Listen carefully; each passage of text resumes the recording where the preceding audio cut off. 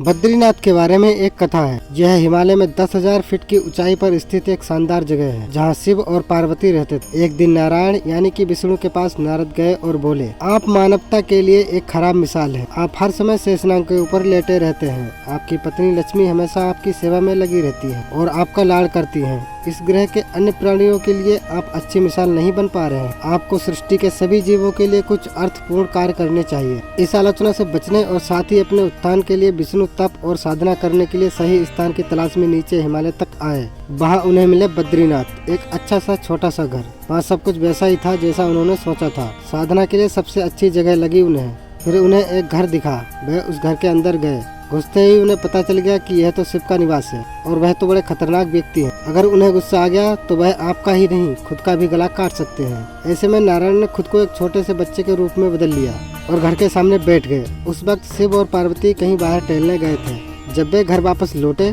तो उन्होंने देखा कि एक छोटा सा बच्चा जोर से रो रहा है। बच्चे को रोते हुए देख पार्वती के भीतर मातृत्व जाग उठा और वो जाकर उस बच्चे को उठाना चाहती थी।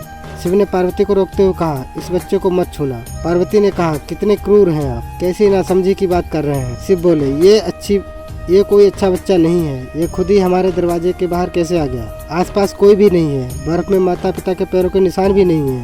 ये बच्चा है ही नहीं। पार्वती ने कहा, आप कुछ भी कहें, मुझे कोई फर्क नहीं पड़ता। मेरे अंदर की माँ बच्चे को इस तरह रोता नहीं देख सकती। यह कहकर वो बच्चे के घर के अंदर ले गई। बच्चा पार्वती की गोद में आराम से था और शिव की तरफ बहुत ही खुश होकर देख रहा था। शिव इसका नतीजा जानते थे, लेकिन करें तो क्या करें। इसीलिए उन्होंने कहा, ठीक है, चलो देखते हैं क्या होता है। पार्वती ने बच्चे को खिला पिलाकर चुप किया और वहीं घर पर छोड़कर खुद शिव के साथ गर्म पानी के कुंड में स्नान करने चली गई। लौटकर आई तो देखा घर अंदर से बंद था। पार्वती हैरान थी, आखिर दरवाजा किसने बंद किया। शिव बोले, मैंने कहा था ना, इस बच्चे को मत उठाना। तुम बच्चे को घर के अंदर लाई और अब उसने अंदर से दरवाजा बंद कर लिया। पार्वती ने कहा, अब हम क्या करें। शिव के पास दो विकल्प थे।